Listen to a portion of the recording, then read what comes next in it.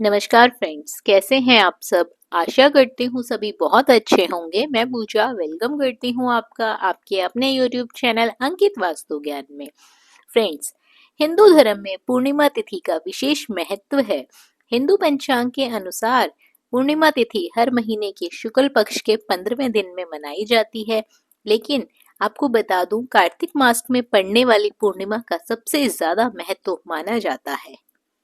इस दिन लोग गंगा या पवित्र नदी में स्नान करते हैं, साथ ही गरीबों को दान करते हैं। ऐसी मान्यता है कि इस दिन स्नान और दान का कई गुना पुण्य फल प्राप्त होता है। फ्रेंड्स, आपको बता दूं, इस साल 27 नवंबर को कार्तिक पूर्णिमा पड़ रही है। तो चलिए इस वीडियो के माध्यम से आज मैं आपको कार्तिक पूर्णिमा की पवित्र कथा सुनाने जा रही हूँ। ऐसी मान्यता है कि कार्तिक पूर्णिमा की पवित्र कथा को सुनने से हमारे पापों का नाश होता है, हमें पुण्य फलों की प्राप्ति होती है, साथ ही साथ वैकुंठ की भी प्राप्ति होती है। तो चलिए फ्रेंड्स, इस कथा को पूरा सुनिएगा, अंत तक जरूर सुनिएगा। बीच में छोड़ते हैं यदि आप, तो आपको पुण्य फलों की प्राप्ति नहीं होती है। कथा कुछ इस प्रकार है। तारकासुर नामक एक राक्षस था। उसके 3 पुत्र थे, तारकक्ष, कमलाकक्ष और विद्युमाली। तारकासुर बहुत ही बलवान था। उसने धरती व स्वर्ग पर अपना आतंक मचा रखा था, जिससे परेशान होकर देवताओं ने भगवान शिव से उसका अंत करने की प्रार्थना की। उनकी प्रार्थना सुनकर भगवान शिव ने तारकासुर का वध किया। इससे देवता बड़े प्रसन्न हुए। उसके तीनों पुत्रों को यह सुनकर बड़ा दुख हुआ और उन्होंने इसका बदला लेने के लिए ब्रह्मा जी की घोर तपस्या की। उनकी तपस्या से प्रसन्न होकर ब्रह्मा जी ने तीनों को वरदान मांगने को कहा। तीनों ने ब्रह्मा जी से अपने अमर होने का वरदान मांगा। ब्रह्मा जी ने अमरता के अलावा कोई दूसरा वरदान मांगने को कहा।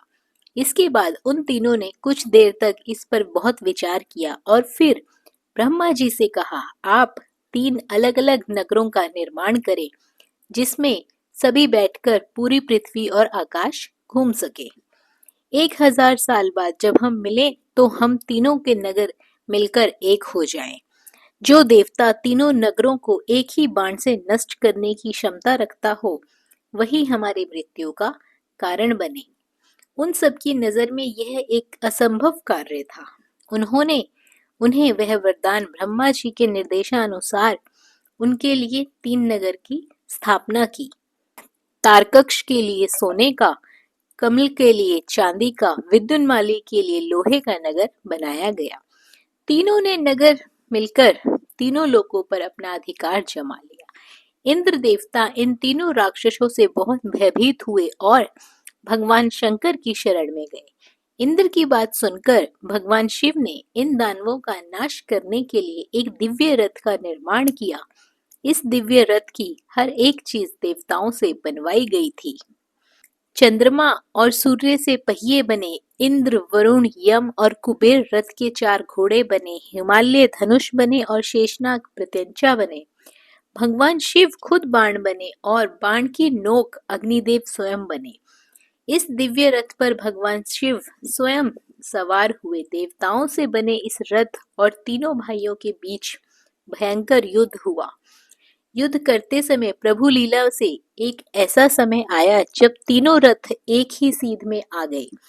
जैसे ही ये तीनों रथ एक सीध में आए, उसी समय भगवान शिव ने अपने बाण छोड़े और तीनों का नाश कर दिया। इसी वध के बाद भगवान शिव को त्रिपुरारी कहा जाने लगा। तो फ्रेंड्स, ये थी कार्तिक पूर्णिमा की कथा और हमारे भोलेनाथ की माया। भोलेनाथ हम सब पर अपनी कृपा दृष्टि बनाए रखते हैं और आगे भी सदैव बनाए रखेंगे। कमेंट बॉक्स पर हर हर महादेव जरूर लिखें।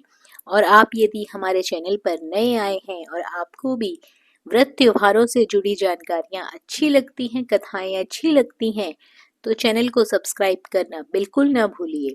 साथ ही घंटी के बटन को दबा दीजिए, जिससे हमारी आने वाली वीडियोस की नोटिफिकेशन सबसे पहले आपके पास पहुंचे। फ्रेंड्स, यदि आपको ये जानकारी उपयोगी लगी हो, कथा पसंद आई हो, तो वीडियो को लाइक और शेयर जरूर करें। बने रहिए आपके अपने YouTube चैनल अंकित वास्तु ज्ञान में। धन्यवाद।